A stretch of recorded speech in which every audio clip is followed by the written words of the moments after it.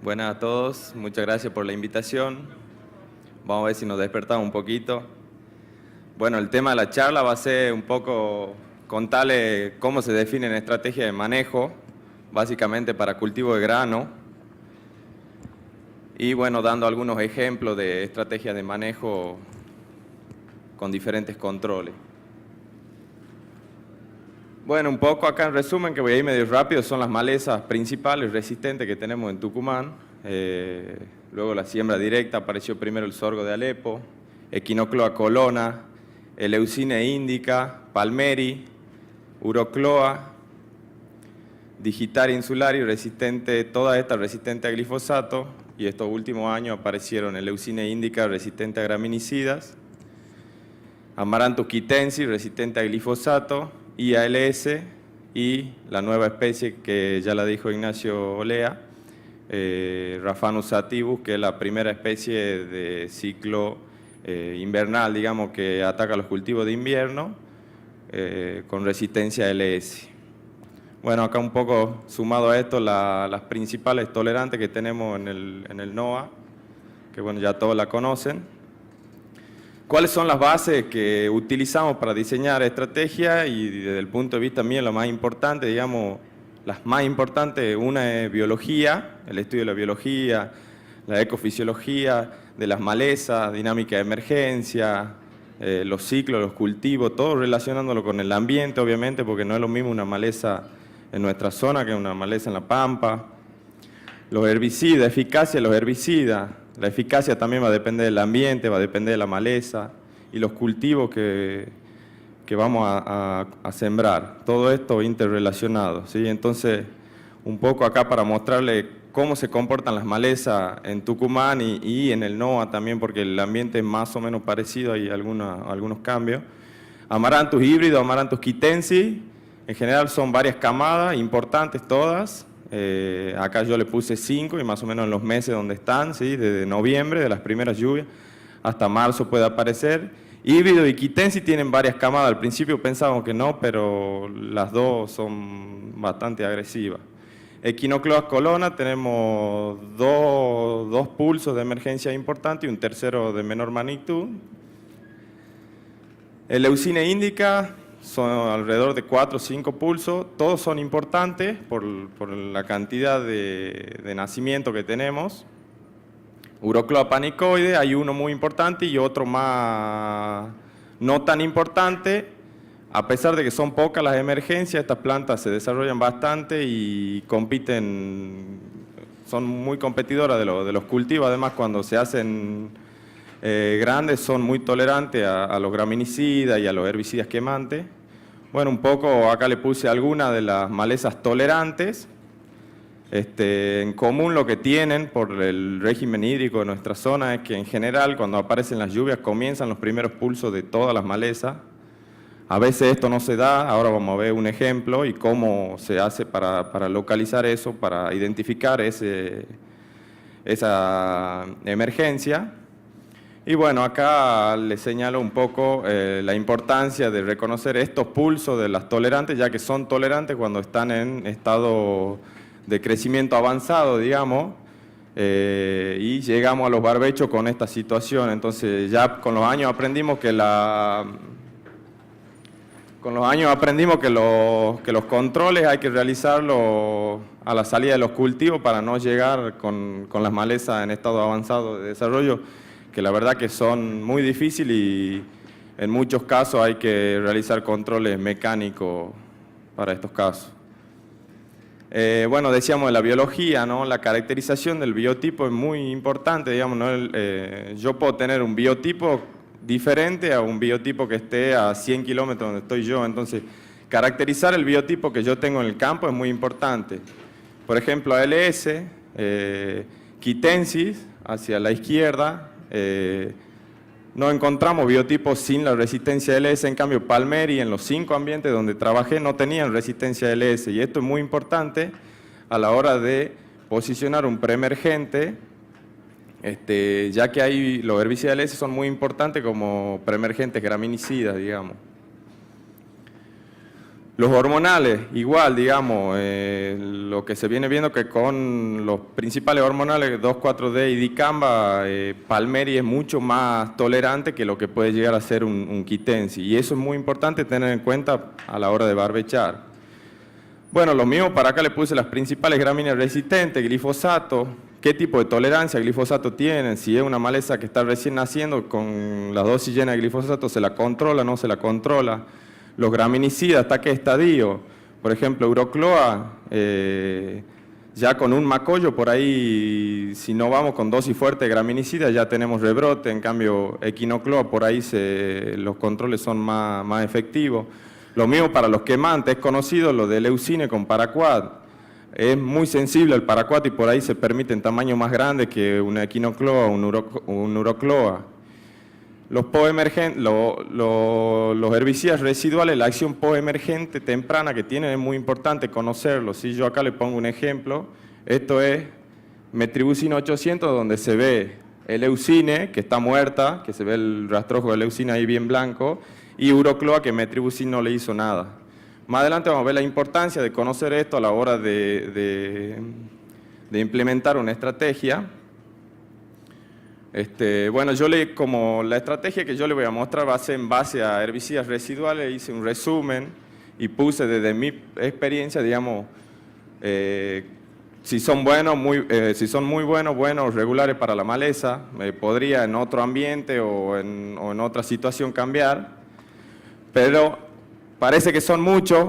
Cuando dejo solo lo que son para maíz, la verdad que son 4 o 5 modos de acción y no es mucho. Y más aún cuando me voy por efectividad de maleza. Miren, en este caso, el Leucine indica, tengo 3 modos de acción que son buenos. Hay 1 o 2 más que son regulares, digamos, la verdad que no son buen controladores. Si me voy a Cloris, tengo 2 modos de acción. Y eso es muy importante a la hora de realizar la mezcla. Para soja, por ejemplo, Equinocloa colona, tengo ALS, tengo un HPPD y las cloracetamidas. Son 3 herbicidas. Son 3 modos de acción. Los mismos para Urocloa, Clori, tengo 2 modos de acción. Otro punto importante a tener en cuenta son las propiedades físico-químicas de los herbicidas, ¿sí? Pueden ser herbicidas del mismo modo de acción, pero tener características diferentes. Por ejemplo, sulfentrazone y sumisoya. El sulfentrazone tiene mayor riesgo de lixiviarse versus el sumisoya, entonces por ahí si tengo una zona con pluviometría demasiado elevada, digamos, un herbicida va a ser mejor para esa zona que para la otra zona. Y hay otras características también muy importantes, como la presión de vapor del herbicida, si necesito una lluvia cerca o puede esperar y en qué momento lo pongo. Entonces decíamos que estos 4 puntos eran la base para diseñar las estrategias de manejo, es decir, para realizar ya sea un control mecánico, un control químico o ambas, a partir de diferentes estrategias de manejo. Bueno, yo le hice un gráfico acá para poder ejemplificar algunas estrategias. En este caso elegí Amaranthus. Bueno, ahí tiene una dinámica, el Leucine. Y yo pongo como anticipado, antes de la emergencia, pongo un diflufenican y un metribuzin. Ahora, la pregunta obvia, digamos, es ¿en qué momento lo pongo? Si lo pongo antes de la lluvia, en la primera lluvia, eso es muy importante porque en este año tuvimos una particularidad que comenzó a llover y los pulsos de emergencia no se largaron. En algunas zonas teníamos 60, 70 milímetros y todavía no habían aparecido las emergencias de verano. Entonces, muy importante en qué momento lo pongo al herbicida residual, porque, por ejemplo, si yo lo hubiese puesto aquí en la primera lluvia, hubiese perdido 15 días de residualidad. Y hay herbicida, como por ejemplo un S-metolaclor para ataco, que me dura 15, 20 días aquí, no hubiese tenido efecto. Entonces, el indicador que venimos viendo sería digamos, es monitorear y ver las emergencias e identificar la maleza. En este caso, por ejemplo, el diflufenican y el metribuzin, sin el agregado de ningún quemante, controlaría eso y quedaría herbicida residual en el suelo.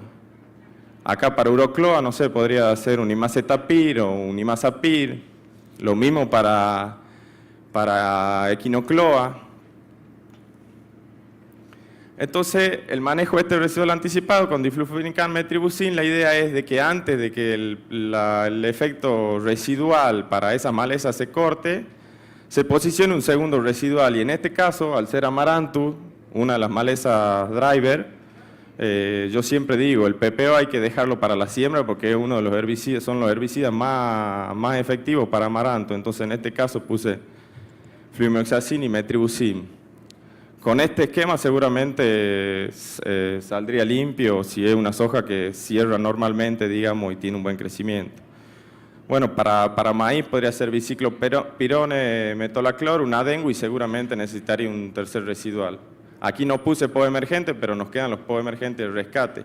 Para Amaranthus es muy importante el manejo residual, el manejo en preemergencia de esta maleza, porque cuando se pasa de tamaño, después de los 10, 15 centímetros, ya es muy difícil el control y empezamos a tener muchos problemas con la aplicación. Entonces, estas estrategias son clave para estas malezas, digamos. Bueno, acá otro ejemplo, diflufenican con amicarbazone. Obviamente hay algunas zonas donde hay que sembrar antes y no tenemos tiempo, no tenemos un barbecho corto tan largo. Entonces, lo que quiero mostrar acá es que también hay alternativas para dentro del cultivo que son residuales, digamos, acá fomesafen y metolaclor.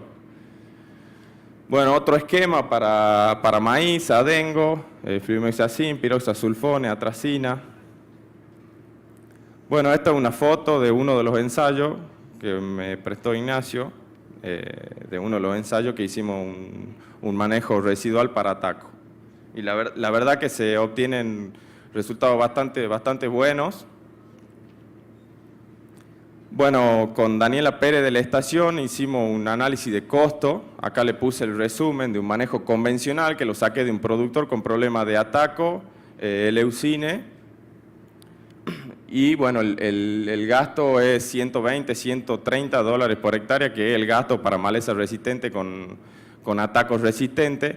Y miren, con un manejo anticipado de residuales cómo se baja bastante el costo herbicida, digamos. Y bueno, después tenemos un tercer manejo con cultivo de cobertura, que yo le pedí que me agregue, ya que el cultivo de cobertura podría hacernos disminuir el número de herbicidas que se aplican y se baja un poco el costo. Bueno, y para terminar, es clave el manejo del banco de semillas, ¿sí? Siempre el manejo, hay que buscar bajar ese banco de semillas año tras año. Por más nosotros hagamos el mejor manejo, siempre vamos a tener escapes. En este caso, hubo una falla de la sembradora y escapes tardíos de Amaranthus, ¿sí? Pero en general siempre se ven escapes y es muy importante el control manual de estos escapes. Y lo ideal sería antes que estos semillen, digamos, porque en ese momento cuando ya están semillados yo tengo que cortarlo al ataco y sacarlo afuera del campo, porque cortarlo ahí y dejarlo ahí no tiene sentido. Porque al año que viene, sí, va a estar concentrada, pero voy a tener mucha cantidad de semillas y los preemergentes con tanta cantidad de semillas por metro cuadrado duran muy poco. Bueno, acá otra imagen de sorgo junto con ataco. Y bueno, eso era todo. Ahí está mi número de teléfono. Yo estoy trabajando en un laboratorio actualmente. Bueno, hace poco me desvinculé de la estación. Ahí dejo mi número y un agradecimiento a Ignacio Lea y a Daniela Pérez por ayudarme con la charla. Gracias.